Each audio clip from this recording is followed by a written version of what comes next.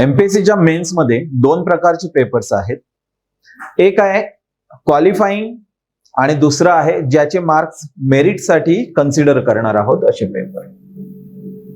तर क्वालिफाईंग आणि मेरिट मध्ये कन्सिडर करणार असे. क्वालिफाईंग मध्ये आपल्याला दोन पेपर्सची तयारी केली पाहिजे.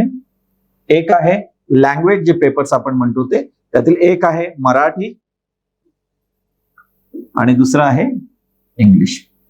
हे सगळ्यांसाठी कंपल्सरी असणार आहेत पेपर. 300 मार्कचे असणार आहेत आणि याच्यात आपल्याला 25% काय असेल, एक क्वालिफाईंगचा कट ऑफ असेल.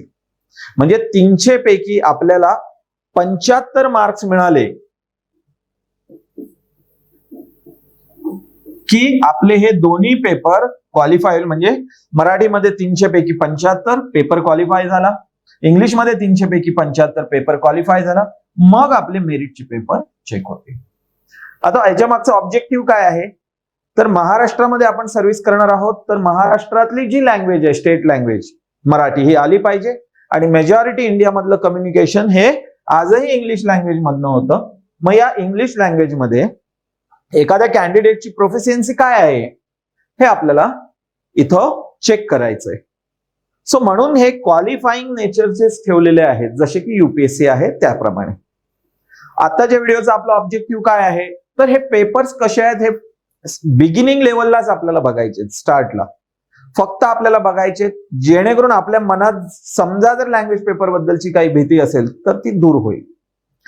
फक्त आपल्याला बघायचे कसे आहेत. अजून आयोगाचे दोन्ही पेपर्स याच्यावर उपलब्ध नाही आहेत. मग आपण युपीएससीचे पेपर्स कसे आहेत, युपीएससी मध्ये मराठी आणि इंग्लिश, हे थोडंसं बघू म्हणजे आपल्याला अंदाज येईल.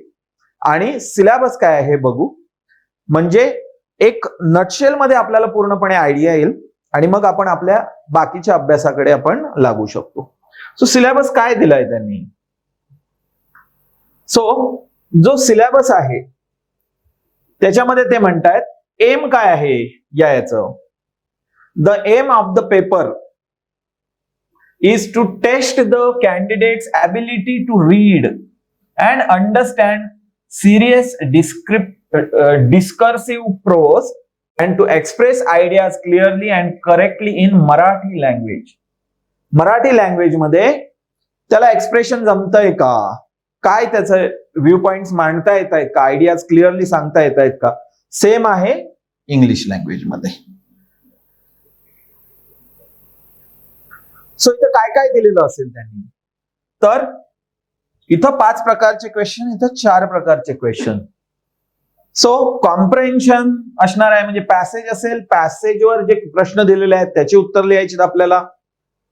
प्रिसिज रायटिंग असेल, म्हणजे सारांश, हे दोन्हीकडे आहे आपल्याला. युजेस अँड व्होकॅब्युलरी दोन्हीकडे आहे. आणि शॉर्ट एसेस हे दोन्हीकडे आहेत. म्हणजे हे 4 टॉपिक मराठीच्या पेपरमध्ये पण असणार आणि इंग्लिशच्या याच्यामध्ये पण असणार. मराठीमध्ये एक अजून एक्स्ट्रा गोष्ट असणार, ती म्हणजे translation from English to Marathi and vice versa, म्हणजे मराठी टू इंग्लिश, जे ट्रान्सलेशन इंग्लिश लँग्वेज मध्ये नसणार. ओके. सो हे वेगवेगळ्या प्रकारचे क्वेश्चन्स त्याच्यावर विचारतील, एस्से विचारतील. ओके. आता पेपर आपल्याला फक्त बघायचे एकदा की कशा प्रकारचे असतात, नॉट नेसेसरी अशाच प्रकारचे क्वेश्चन्स येतील, नॉट नेसेसरी. सो आपल्याला फक्त पेपर बघायचा आहे. हा इंग्लिशचा पेपर आहे. इथं काय केलंय त्यांनी, एस्से विचारलेला आहे, त्याच्यानंतर प्रिसिज रायटिंग दिलेलं आहे, काही ट्रान्सलेशन आहे जे इंग्लिशमध्ये ट्रान्सलेशन नसणार. अशा प्रकारचा पेपर असेल. फक्त पेपर बघूया आपण, बाकी आतमध्ये डेप्थ मध्ये अनालिसिसला आपण नको जाऊया. सो अशा प्रकारचा इंग्लिशचा पेपर असेल. आणि जर आपण मराठीच्या पेपरचा विचार केला तर अशा प्रकारचा मराठीचा पेपर असेल. निबंध लिहा, मुलांच्या कुपोषणाची समस्या, वैश्विक शांततेची आव्हाने, मातृभाषा आणि प्राथमिक शिक्षण, लाईक दॅट असा निबंध लिहायचा आहे. त्याच्यानंतर उतार्यावर दिलेल्या प्रश्नांची उत्तरं लिहा, म्हणजे जे आपण कॉम्प्रेन्शन म्हणतोय ते. त्याच्यानंतर 1/3 शब्दात सारांश लिहा. त्याच्यानंतर इंग्रजीत भाषांतर करा आणि मराठीत भाषांतर करा. हा पेपर जवळपास सेमच असणार आहे आपल्याला. ओके, वाक्प्रचार म्हणींचा अर्थ सांगून वाक्यात उपयोग करा 10 मार्कसाठी.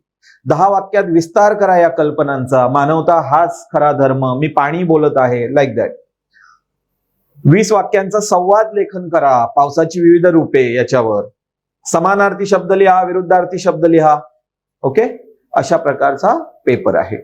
सो इथं आपलं ऑब्जेक्टिव्ह काय होतं की मराठी इंग्लिशचा पेपर साधारणतः कसा असेल, त्यांची काय रिक्वायरमेंट असेल, आणि हा क्वालिफाईंग 75 आपल्याला मार्क्सचा आहे. एकदम इझिली आपण हा क्लिअर करू शकतो. फक्त 2 ग्रुप आहेत, त्यांनी या पेपरच्या इथं सांभाळून आपली तयारी प्रिपरेशन केली पाहिजे. एक तो ग्रुप ज्यांचं इंग्लिश मीडियम मध्ये पूर्णतः शिक्षण झालेलं आहे, त्यांची मराठीवर कमांड अतिशय कमी आहे, किंवा अदर भाषिक जे आहेत इतर राज्यातले जर महाराष्ट्रामध्ये बऱ्याच वर्षापासून स्थायिक आहेत आणि त्यांची मदर टंग मराठी नाहीये, पण ते एमपीएससी एक्झामसाठी बसण्यासाठी इलिजिबल आहेत आणि ते बसतायत, तर त्यांना सुद्धा मराठीची तयारी प्रॉपर केली पाहिजे. आता दुसरा जो ग्रुप आहे, ज्याला इंग्लिशची काही भीती असू शकते, बिलकुलच इंग्लिश येत नाही, पण महाराष्ट्रामध्ये व्हर्नॅक्युलर लँग्वेज म्हणजे मराठी मीडियम मधनं सुद्धा शिक्षण घेतलेल्या मुलांचं इंग्लिश बऱ्यापैकी असतं, त्याच्यामुळे त्यांना क्वालिफाय करायला तेवढीशी काही प्रॉब्लेम येणार नाही. हार्डली 1-2% अशी लोक असतील ज्यांना अतिशयच इंग्लिश खराब आहे, त्यांनी पण चांगल्या प्रकारे याची तयारी केली पाहिजे. आता सजेशन माझं कधी राहील की ऍव्हरेज कधी स्टार्ट करायची, तर मेन्सच्या वेळी सुद्धा जरी आपण डायरेक्ट स्टार्ट केली प्रिलिम्स क्लिअर झाल्यानंतर, तरी सुद्धा आपण या दोन्ही पेपरची चांगली हे करू शकतो. ज्यांची दोन्ही लँग्वेजवर कमांड आहे त्यांनी बिलकुल तयारी न करता डायरेक्ट एक्झामला जरी हा पेपर दिला तरी ते आरामात क्वालिफाय होऊ शकतात. त्यांच्या आतापर्यंतच्या नॉलेजवर फक्त लँग्वेजवर कमांड आहे की नाही हे बघण्यासाठी अगोदर 1-2 उत्तरं दोन्ही भाषेतनं लिहून बघितलं पाहिजे, आणि ते प्रॉपर गाईड कडनं चेक झाली पाहिजेत, आणि त्यांनी तुम्हाला सांगितलं पाहिजे की ओके, तू आता तयारी याची नाही केलीस तरी चालेल, पूर्णतः बाकीच्या पेपर्सवर आपल्याला फोकस करायचा आहे. सो आत्ताच्या याचं ऑब्जेक्टिव्ह काय होतं, आपण एकदम नवीन सुरुवात करतोय आणि एक भीती असते लँग्वेज पेपरची, तर ती भीती मनात न घालवून एक बेसिक लेवलला आपण बाकीच्या गोष्टींकडे इमिडिएट इनिशियल फेजला फोकस करावं, आणि हे पेपर्स कसे असतात, काय त्याची रिक्वायरमेंट आहे हे समजावं, एवढाच या व्हिडिओचा आपला उद्दिष्ट होतं. थँक्यू.